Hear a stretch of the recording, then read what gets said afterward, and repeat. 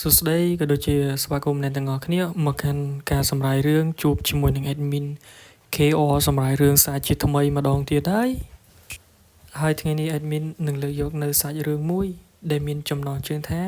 សាច់ក្រកពីសាច់មនុស្សតោះកុំឲ្យខាតពេលយូរយើងចូលទៅតាមដានទេសនាក៏ដូចជាស្ដាប់នៅការសម្រាយរឿងតែម្ដងសាច់រឿងរបស់យើងក៏បានកើតឡើងនៅក្នុងគ្រួសារមួយដែលកូនស្រីចុងរបស់គេនឹងក៏បានសម្រេចចិត្តនៅក្នុងការសម្លាប់ប្តីរបស់គេដើម្បីធ្វើជាម្ហូបអាហារនៅក្នុងគ្រួសារអញ្ចឹងណាអាហារថ្ងៃត្រង់ក៏បានឈានចូលមកដល់ម្ដាយក្មេកក៏ដូចជាប៉ាក្មេករបស់គេហាក់បីដូចជាមានទឹកមុខមិនសប្បាយចិត្តក្រោយពេលទទួលទានអាហារដែលកូនប្រសាររបស់នាងបានធ្វើឲ្យហើយភ្លាមនោះដែរម្ដាយរបស់គេក៏បានកញ្ឆក់យកទូរស័ព្ទពីកូនចុងរបស់គេដែលជាកូនប្រសាររបស់គាត់ហើយមិនយូរបន្តិចគាត់ក៏បានស្ដីឲ្យ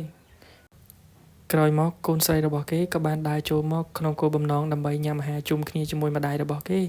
ប៉ុន្តែម្ដាយរបស់គេបែរជាមិនឲ្យកូនរបស់គេពិសាអាហារដែលគេកំពុងតែរៀបចំជូនឪពុកក្មេកនិងម្ដាយក្មេករបស់គេឪពុកក្មេកក៏ដូចជាម្ដាយក្មេករបស់គេពិតជាមានការសង្ស័យខ្លាំងមែនទែនព្រោះថាហេតុអីបានជាអាហារមួយមុខនេះមិនឲ្យកូនរបស់គេហូបអញ្ចឹងណាមិនរងចាំយូរឪពុកក្មេកក៏ដូចជាម្ដាយក្មេករបស់គេក៏បានប្រញាប់ប្រញាល់ចេញពីផ្ទះដើម្បីទៅកាន់ប៉ុស្តិ៍ប៉ូលីសហើយក៏បានផ្ដល់ព័ត៌មាននេះទៅកាន់មន្ត្រីនគរបាលដើម្បីឲ្យជួយស៊ើបអំពីសាច់រឿងដែលបានកើតឡើងនៅក្នុងគ្រួសាររបស់គេមិនយូរប៉ុន្មានប៉ូលីសក៏បានមកដល់ផ្ទះរបស់ទូស្រីរបស់យើងគេក៏បានធ្វើការសាកសួរក៏បាននាំទូស្រីរបស់យើងទៅកាន់ប៉ុស្តិ៍ប៉ូលីសដើម្បីស៊ើបសួរនៅសាច់រឿងបន្តទៀតចម្លើយដែលចេញពីកូនប្រសារស្រីរបស់គេពិតជាបានធ្វើម្ហូបអាហារពីសាច់មនុស្សឲ្យម្ដាយក្មេកនិងឪពុកក្មេករបស់គេពិសាមែនប៉ុន្តែប៉ូលីសស្រីរបស់យើងក៏បានជួយការពារនាងហើយក៏បានសាកសួរអំពីដំណើររឿងដែលបានកើតឡើងដំណើររឿងដែលបានកើតឡើងកាលពី5ឆ្នាំមុនរឿងហ្នឹងនាងស្រីម្នាក់នោះ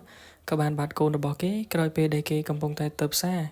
ហើយគេក៏បានជួបជាមួយនឹងប្តីរបស់គេដែលជាប្តីក្រោយហ្នឹងក៏បានសាកសួរនិងពិភាក្សាគ្នាក៏បានទំនាក់ទំនងគ្នាហើយក៏បានស្រឡាញ់គ្នាជាប្តីជាប្រពន្ធប៉ុន្តែប្តីរបស់គេពិតជាគ្មានភាពស្មោះត្រង់ជាមួយគេនោះទេថ្ងៃមួយនាងក៏បានត្រឡប់មកវិញក៏បានជួបជាមួយនឹងរឿងដែលបានកើតឡើងនៅក្នុងគ្រួសាររបស់គេនាងក៏បន្តបរិយាយប្រាប់ទៅកាន់ប៉ូលីសស្រីអំពីសាច់រឿងដែលបានកើតឡើងនៅពេលនោះក្រោយមករឿងនេះក៏ត្រូវបានស្ថិតនៅក្នុងការស៊ើបអង្កេតបន្តទៀតក៏ប៉ូលីសក៏បានសម្រេចចិត្តនឹងបញ្ជូនក្មេងស្រីនិងម្ដាយក្មេកឪពុកក្មេងប្រុសគេត្រឡប់ទៅកាន់ផ្ទះវិញ